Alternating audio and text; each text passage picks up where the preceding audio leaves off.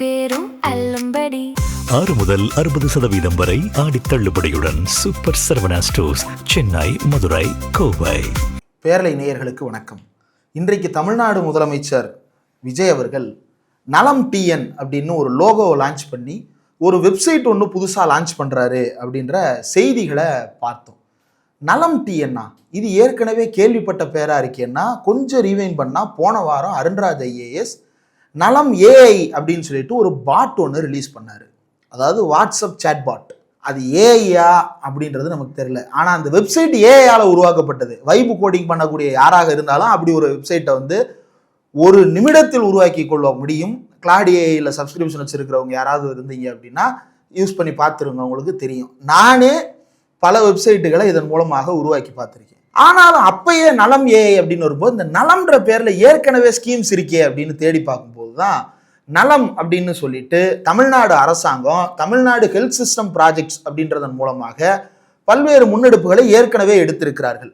அதில் வந்து இ நலம், நலம் டிஎன் அப்படின்னு பல இது இருக்குது. அதில் ஏற்கனவே பதிவு செய்து கொண்டவர்கள் அதன் மூலமாக தங்களுடைய தரவுகளை பார்த்து கொள்ளலாம், மருத்துவமனை குறித்த தகவல்களை அறிந்து கொள்ளலாம். ஆனால் இன்னைக்கு நலம் டிஎன் அப்படின்ற அதே பிராண்டில் புதுசாக லோகோ ஒன்று லான்ச் பண்ணுறாங்களே. இது தமிழ்நாடு ஹெல்த் சிஸ்டம் ப்ராஜெக்டும் கவர்மெண்ட் ஆஃப் தமிழ்நாடும் சேர்ந்து பண்ணுற ஒரு ப்ராஜெக்ட் ஆச்சு. இதுக்கு இந்த புது லோகோ என்ன மாதிரியான வடிவத்தை கொண்டு வந்து சேர்க்குது அப்படின்றத தேடி பார்த்தோம்னா நம்ம கண்ணில் ஏற்கனவே அவைலபிளாக இருக்கிற ஒரு வெப்சைட்டு சிக்கிச்சு. என்ன வெப்சைட் அப்படின்னா நலம் டிஎன்னு தான் வெப்சைட் லான்ச் பண்ணுறதா செய்தி. நம்ம நலம் டிஎம்னு தேடுனா nalamtn.gov.in அப்படின்னு ஒரு இணையதளம் கண்ணில் பட்டது. அதில் வந்து to provide universal access to equitable, affordable and quality health care services which is accountable at the same time responding to the needs of the people, மக்களுக்காக உருவாக்கப்பட்டது அப்படின்னு குறிப்பிடப்பட்டிருக்கிறது. ஆனால் இது ஏற்கனவே வந்த வெப்சைட் ஆச்சு 2025. அப்போ இன்னைக்கு லான்ச் ஆனது எது அப்படின்னு தேடி பார்த்தா ஒருவேளை ஆண்ட்ராய்டு ஆப்பாக இருக்கலாமா? ஆண்ட்ராய்டு ஆப் வந்து 2025 ஜூன்லேயே உருவாக்கப்பட்டு விட்டது.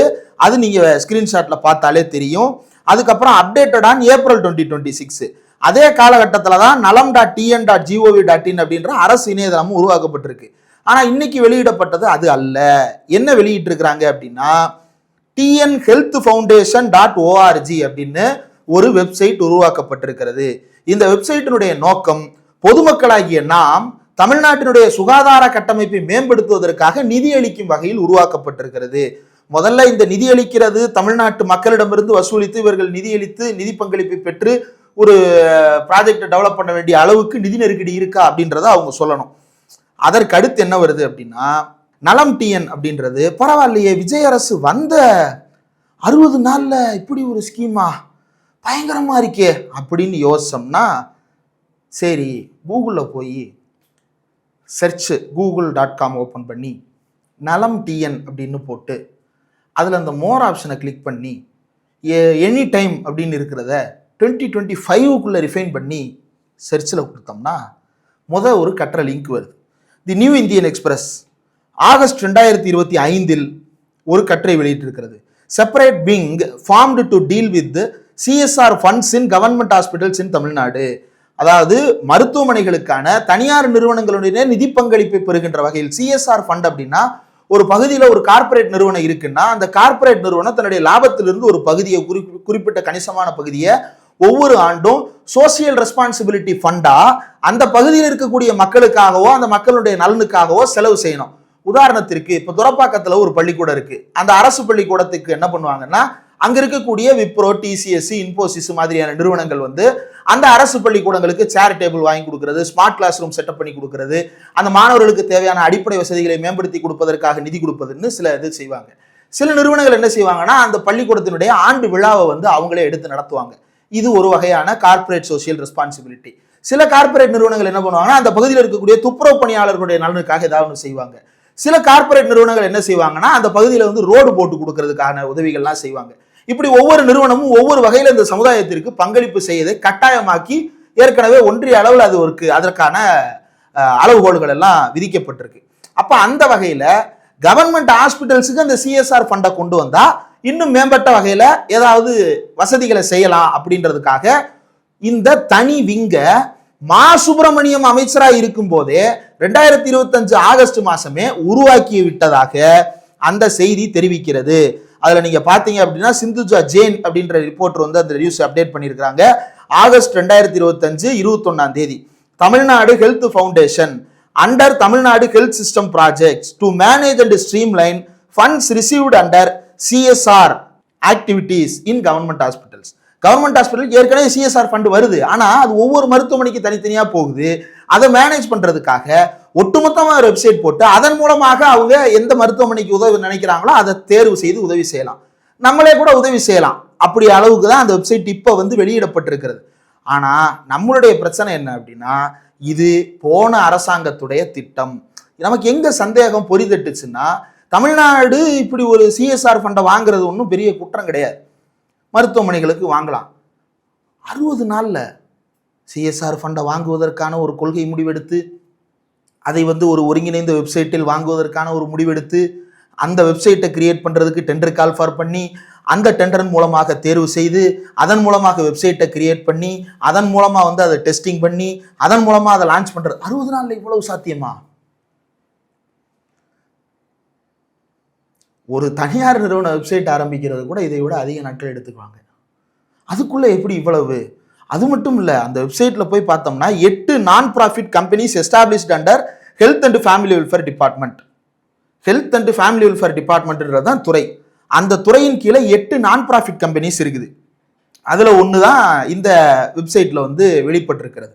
அந்த 8 நான் ப்ராஃபிட் கம்பெனிஸையும் ஒரே இதில் கிளப் பண்ணி அதன் மூலமாக ஃபண்டை மொபிலைஸ் பண்ணுறதுக்கு இந்த வெப்சைட். ஆனால் சிக்கல் என்னன்னா, இது தாவேக அரசாங்கத்தின் திட்டம் அல்ல, இது திமுக அரசாங்கத்தின் திட்டம். ஏற்கனவே வெளியான வெப்சைட்டை இவர்கள் புதிதாக கண்டுபிடித்தது போல இப்போது கொண்டு வந்து நம்மிடம் லான்ச் செய்திருக்கிறார்களே தவிர இது இவர்களுடைய ஒரிஜினல் திட்டம் அல்ல. சரி, நான் சொல்றது எல்லாமே அரசு ஆவணங்களின் அடிப்படையில் நான் சொல்றேன். இதை நீங்க வந்து தனியார் ஒருத்தர் எழுதி இருக்கிறாரு. யாரு? தேவேந்தர் பாண்டே அப்படின்னு யாரோ ஒருத்தர். அவர் வந்து சிஏ ஆடிட்டரா இருக்கிறாரு. ஐசிஏஆர் இந்தியன் சார்ட்டர்ட் அக்கௌண்டன்ட்ஸ் ஐசிஏல வந்து ரிஜிஸ்டர் பண்ணியிருக்கிறாரு. அவர் வந்து எழுதியிருக்கிறாரு இந்த இதை பத்தி.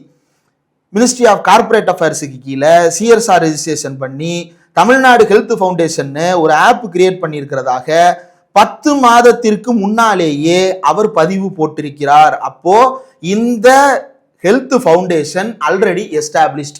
He is just launching the website.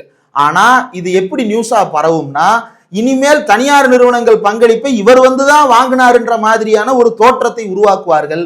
அதற்கு பல இந்துத்துவ பேஜ்களை பயன்படுத்தி கொண்டிருக்கிறார்கள். அதுதான் நம்முடைய சிக்கல். ஏற்கனவே இருந்த அரசாங்கம் செயல்படுத்திய திட்டம் தான் இது. இது குறித்து நானும் ஃபேஸ்புக்கில் தனித்தனியாக ஒரு பதிவு போட்டேன். அதுக்கப்புறம் அடுத்த அப்டேட், அதுக்கப்புறம் அடுத்த அப்டேட்னு 3 தனித்தனி பதிவுகளாக நானும் ஃபேஸ்புக்லையும் ட்விட்டர்லையும் இது குறித்து எழுதியிருக்கிறேன். ஆனாலும் மக்களுக்கு விரிவாக காணொலி மூலமாக இதை கொண்டு போய் சேர்க்க வேண்டும் என்பதற்காகத்தான் இந்த வீடியோவின் மூலமாக நாம் இந்த கிளாரிஃபிகேஷனை கொடுக்கிறோம். இந்த ஃபங்க்ஷனில் நலம் டிஎன் அப்படின்ற அந்த வெப்சைட்டை திறந்து வச்சதெல்லாம் ஒரு பக்கம் இருக்கட்டும், கூட சேர்ந்து பல விஷயங்களையும் செய்திருக்கிறார்கள். உதவி மருத்துவர்கள் மற்றும் சுகாதார ஆய்வாளர்கள், அதாவது இங்கிலீஷில் சொல்றதா இருந்தால் ஹெல்த் இன்ஸ்பெக்டர் வேகன்சிஸும் அசிஸ்டன்ட் சர்ஜன் ஜெனரல் வேகன்சிஸையும் ஃபில் பண்ணுறதுக்கு கிட்டத்தட்ட அந்த அறிவிப்பின்படி பார்த்தோம் அப்படின்னா 1393 பணியிடங்கள் சுகாதார ஆய்வாளர்கள் கிரேட் 2, 1071 உதவி மருத்துவர்கள், அதுல இன்னைக்கு கொடுக்கப்பட்டது 751. இவ்வளவும் இதே ஆட்சியில. ஆக்சுவலா இந்த வீடியோல நீங்க பாத்தீங்க அப்படின்னா முன்னாடி இருக்கிறதுக்கும் இப்ப இருக்கிறதுக்கும் ஒருவேளை அப்பியரன்ஸோ அல்லது பேசுற டோனோ கூட வித்தியாசமா இருக்கலாம். ஏன்னா இந்த வீடியோ ரெக்கார்ட் பண்ணி முடிச்சிட்டேன். முடிச்சதுக்கு அப்புறம் அவங்க வெளியிட்டு இருக்கக்கூடிய அந்த இதை படிச்சு பார்க்கும்போது தான் பகீர்னு வந்ததுக்கு அப்புறம் இதுல வந்து ஜாயின் போட்டுக்கலாம், நடுவுல வந்து சில விஷயங்களை சேர்த்துடலாம் அப்படின்றதுக்காக திரும்ப இப்ப இது என்ன வருது அப்படின்னா, அந்த அறிவிப்பு நீங்க பாருங்க, மஞ்சள்ல ஹைலைட் பண்றேன். ஃபர்ஸ்ட், காலி பணியிடங்களாக உள்ள 1071 உதவி மருத்துவர்கள் மருத்துவ பணியாளர் தேர்வு வாரியத்தில் தேர்ந்தெடுக்கப்பட்டனர்.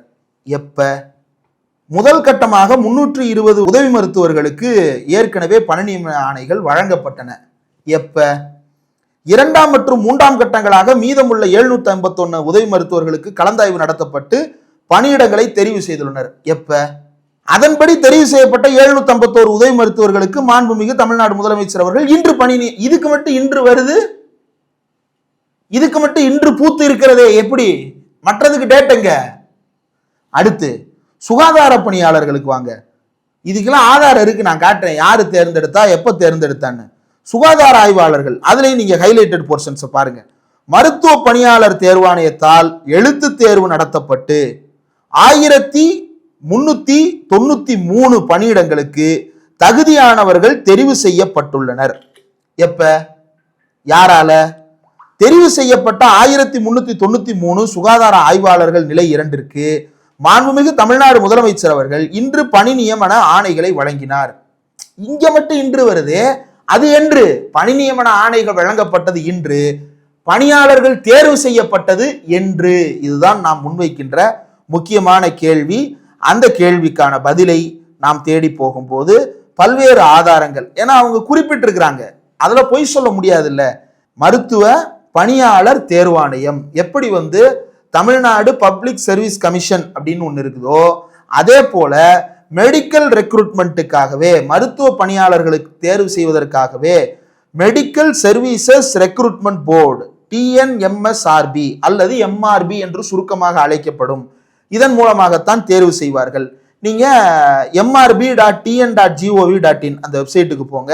அதுல ரிசல்ட்ஸ் அப்படின்ற ஒரு காலம் இருக்கும். அதுல நீங்க பாத்தீங்க அப்படின்னா சீரியல் நம்பர் 100 அதெல்லாம் வரிசையா வரும். அதுல போய் நீங்க டவுன்லோட் பண்ணீங்க அப்படின்னா இந்த பிடிஎஃப்ஸை நீங்க பார்க்கலாம். அதுல பிடிஎஃப் நம்பர் 1 என்னன்னு, government of Tamil Nadu medical services recruitment board notification number 17 MRB 2025, date 9/1/2026. அதுல என்ன சொல்லியிருக்கிறாங்க, நோட்டிபிகேஷன் நம்பரை போட்டு எக்ஸாம் எப்ப நடக்குது, 25 ஜனவரி 2026. மு.க. ஸ்டாலின் முதலமைச்சராக இருந்த போது நடத்தப்பட்ட தேர்வு, Tamil eligibility test, subject paper, இது எல்லாமே அதுல வருது. சரி, இது எக்ஸாம் நடத்தப்பட்டது. எக்ஸாம் நடத்தப்பட்டு அவர்கள் எப்போது தேர்வு செய்யப்பட்டார்கள், நியாயமான கேள்வி. அதுக்கு முன்னாடி இவங்களுக்கெல்லாம் நோட்டிபிகேஷன் எப்போ விடப்பட்டது அப்படின்றத அதிலே குறிப்பிட்டிருக்கிறாங்க.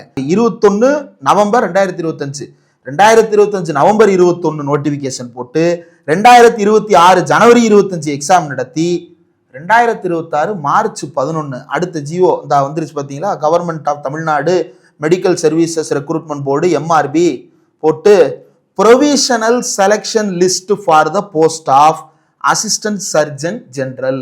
இந்த அசிஸ்டன்ட் சர்ஜன் ஜெனரல் அப்படின்றது தான் உதவி மருத்துவர்கள் அப்படின்னு நாம குறிப்பிடுவது.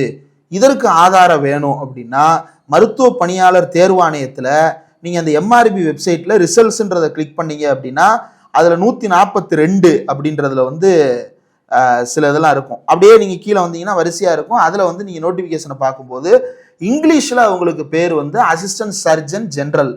அதுவே அவங்களுக்கு தமிழ்ல என்ன பெயர் அப்படின்னா உதவி மருத்துவர்கள் பொது அப்படின்னு கொடுக்கப்பட்டிருக்கிறது. அந்த அறிவிப்பையும் கூட நீங்க இதுல பார்க்கலாம். சரி, இது மட்டும் தானா அப்படின்னா அது மட்டும் அல்ல.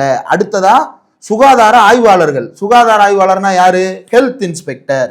அப்ப அந்த ஹெல்த் இன்ஸ்பெக்டர் எப்படி செலக்ட் பண்ணியிருக்கிறாங்க அப்படின்னு பார்த்தோம்னா 27/10/2025 அக்டோபர் 2025 27ஆம் தேதி நோட்டிபிகேஷன் நம்பர் 16 MRB 2025 என்ன போட்டிருக்காங்க, health inspector grade 2 in Tamil Nadu public health subordinate services. மருத்துவர்கள் தேர்வு செய்வதற்கு மெடிக்கல் சர்வீசஸ் ரெக்ரூட்மெண்ட் போர்டு, அதுக்கு கீழேயே சபார்டினேட் சர்வீசஸ் உதவி இந்த சுகாதார ஆய்வாளர்கள் போன்ற பதவிகளுக்கு TNPHSS, அதாவது தமிழ்நாடு பப்ளிக் ஹெல்த் சபார்டினேட் சர்வீசஸ்ன்றது MRBக்கு கீழே வர்றது. அதன் மூலமாக அறிவிப்பானை வெளியிட்டு இந்த தேர்வு நடத்தப்பட்டிருக்கிறது. இதுக்கான ரிசல்ட் எப்போ கொடுக்கப்பட்டது அப்படின்னா total marks of the candidates those who qualified எப்போ வெளியாயிருக்கு, 7/12 டிசம்பர் 7ஆம் தேதி 2025 ரிசல்ட் போட்டாங்க, மார்க் போட்டாங்க. அடுத்து ப்ரொவிஷனல் லிஸ்ட், அதாவது யாருக்கெல்லாம் பதவி கொடுக்கலாம் அப்படின்றதுக்கான சர்டிஃபிகேட் வெரிஃபிகேஷன் கால்ஃபார் பண்ணுவாங்க இல்லையா, அதுக்கானது போஸ்ட் ஆஃப் ஹெல்த் இன்ஸ்பெக்டர் என்னைக்கு 13/1/2026. அப்ப மு.க. ஸ்டாலின் ஆட்சி காலத்துல தேர்வு செய்யப்பட்ட உதவி மருத்துவர்களுக்கு இன்றைக்கு பணி நியமன ஆணை மட்டும் வழங்கப்பட்டிருக்கிறது. மு.க. ஸ்டாலின் ஆட்சி காலத்தில் தேர்வு செய்யப்பட்ட ஹெல்த் இன்ஸ்பெக்டர்கள் கிரேடு 2க்கு இன்றைக்கு பணி நியமன ஆணைகள் மட்டும் வழங்கப்பட்டிருக்கிறது. ஒரு சிலர் இன்னைக்கு அந்த ஜிஓல எல்லாம் போய் ஆட்டோகிராஃப்லாம் வாங்கிட்டு இருந்ததெல்லாம் பார்க்க முடிந்தது. ஜிஓவில் ஆட்டோகிராஃப் வாங்கினீங்க, நோட்டிபிகேஷன்ல யார்கிட்ட ஆட்டோகிராஃப் வாங்கினீங்க, உங்களை ப்ரொவிஷனல் லிஸ்ட்ல செலக்ட் பண்ணி கொடுத்தது யாரு? அப்ப தேர்வு செய்து எல்லாத்தையும் ரெடியா வச்சிருந்தது ஸ்டாலின் அரசு.